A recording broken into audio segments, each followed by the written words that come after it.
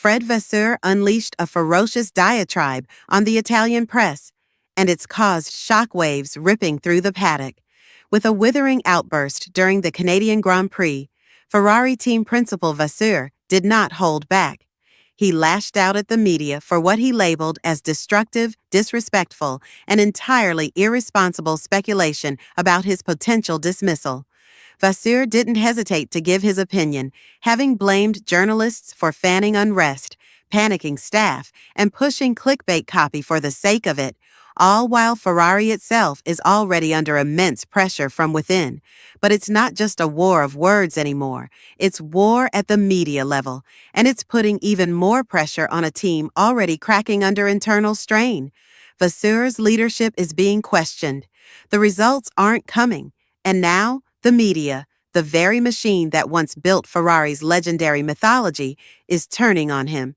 But the Italian journalists didn't stay silent. In a swift counterattack, their official union fired back, defending their right to report and rejecting Vasseur's attempt to shift the blame. All of this is unfolding while Lewis Hamilton and Charles Leclerc continue to present a united front, publicly loyal even as Ferrari's season spirals further out of control. The pressure is mounting, the narrative is spiraling, and this latest explosion, it might just be the breaking point. And so, if you haven't already, like this video, subscribe, and hang in there with us until the end, because what we're about to reveal will completely flip your perception of the turmoil that's tearing Ferrari apart from the inside out. Then, in Montreal, the tension finally boiled over.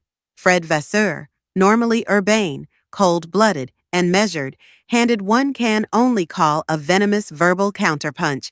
He did not specifically call out individual outlets or journalists, but he made one thing crystal clear: he's had enough. Vasseur attributed some of the Italian media for disinformation, for deliberately destabilizing the team, and for generating uncertainty within with reckless, sensationalist speculation. And perhaps most notably, he didn't just state their stories were untrue. He stated they were damaging to real human individuals who work day and night behind the scenes at Ferrari. These were not the words of an explanatory man. These were the words of a combat team boss. He claimed the gossip was spreading in the Maranello atmosphere, that the constant headlines of his supposed dismissal, of Christian Horner allegedly being sounded out, of unrest among the technical team, were creating a cloud of uncertainty so thick it was paralyzing decision and draining staff morale.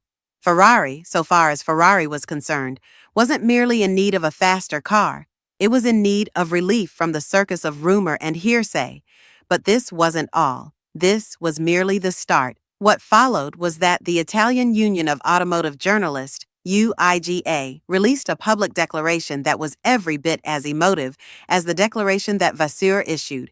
They flatly rejected the notion that Vasseur's anger gave him the right to comment on the place of journalism. They reminded all, journalists don't race for Ferrari. Their job isn't to maintain the team's image, it's to discover truth, to inform. A light burns even if what that light sees is not complimentary. The union did not pretend sensationalism does not exist. They didn't claim all stories are noble. But one thing they made certain: bashing internal dysfunction, questioning leadership, and writing about a team doing this bad. Justification is not enough. It is required, because if the media solely reported on podiums and PR released quotables, the real stories, the big ones, would never reach the people. And now, this showdown is the biggest off-track drama of the entire season. In paddocks from Montreal to Maranello, everyone's talking. Engineers, rival team bosses, even drivers.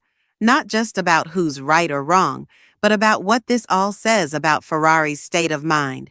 Are they cracking under pressure? Is Vasseur losing control? Or is this a bold final stand against an unfair, toxic narrative? And what makes this saga even more fascinating is the silence and the loyalty of Ferrari's two drivers. Lewis Hamilton, fresh from his debut as a celebrity, might have successfully kept himself aloof from the drama. He could have said, "This isn't my fight," but instead he's chosen to stand by Vasseur in multiple interviews. He's spoken about the calm authority Vasseur brings to the garage. the strategic intelligence he sees behind the scenes, and the trust he believes the team must build, not tear down during tough times. Charles, whose entire career has been intertwined with Ferrari's rise and fall, has also refused to engage in media attacks, despite having every reason to be frustrated with poor strategy missed opportunities, and now swirling rumors about the team's leadership he hasn't fed the flames on. The contrary has quietly made it known that he respects the job Vasseur is doing, that he believes in stability, and that amid the madness Ferrari needs less drama, not more. That support coming from two of the biggest names on the grid isn't just PR fluff, it's a calculated move because both drivers know that if the team fragments now, the 2026 project is in danger. Development for the new regulations must be unified. Leadership must be trusted, and if Vasseur is pushed out by the media or by a panicked boardroom, it could derail everything Ferrari has been building. But despite their backing, the reality on the ground is far more fragile. Ferrari staff are reportedly demoralized. Engineers complain of indecision and pressure from above. Technical plans are being revised constantly, and the mood inside the factory is described as tense, confused, and nervous. And this feud with the media is only adding to the chaos. The pressure isn't going away.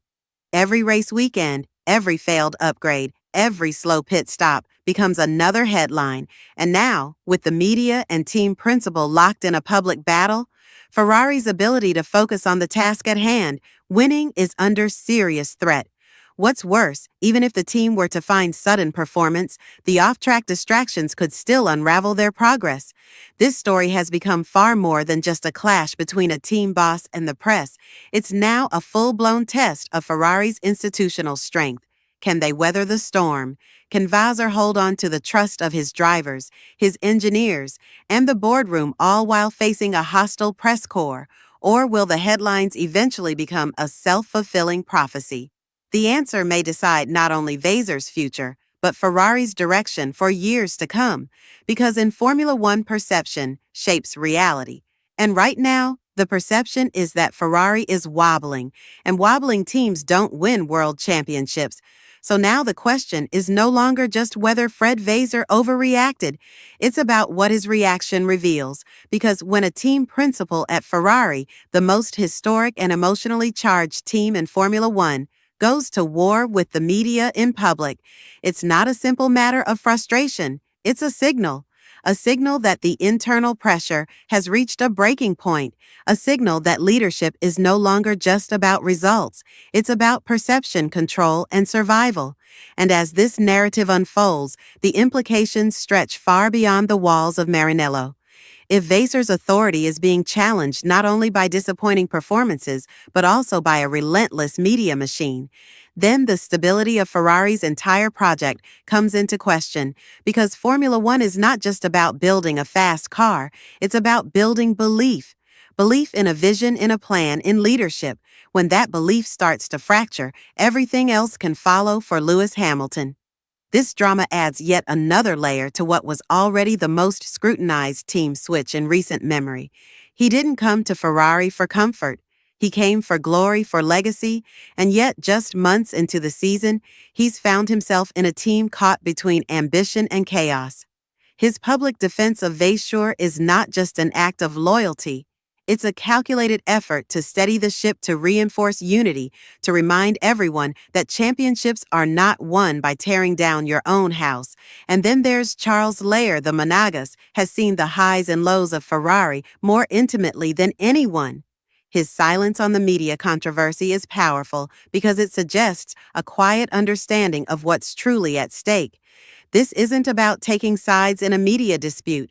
It's about protecting the foundation of the team he's committed his future to. If Ferrari implodes, now everything Leclerc has fought for could be lost in the noise. But here's the uncomfortable truth. The Italian press isn't going to stop. They are relentless, passionate, and deeply embedded in the culture of Ferrari. And in many ways, they reflect the pressure of the Tifosi themselves, millions of fans desperate to see their team return to glory. When Ferrari fails, it's not just a sporting disappointment, it's a national crisis, and that pressure becomes inescapable. So where does this leave us in a moment of deep uncertainty?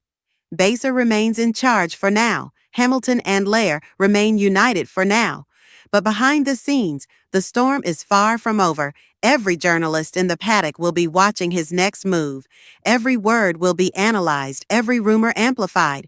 The tension isn't going away. It's only getting worse, and that's why this story matters so much, because it's not just about Vasseur or Ferrari or the media. It's about what happens when pressure, expectation, and narrative collide in a team that lives under a global microscope.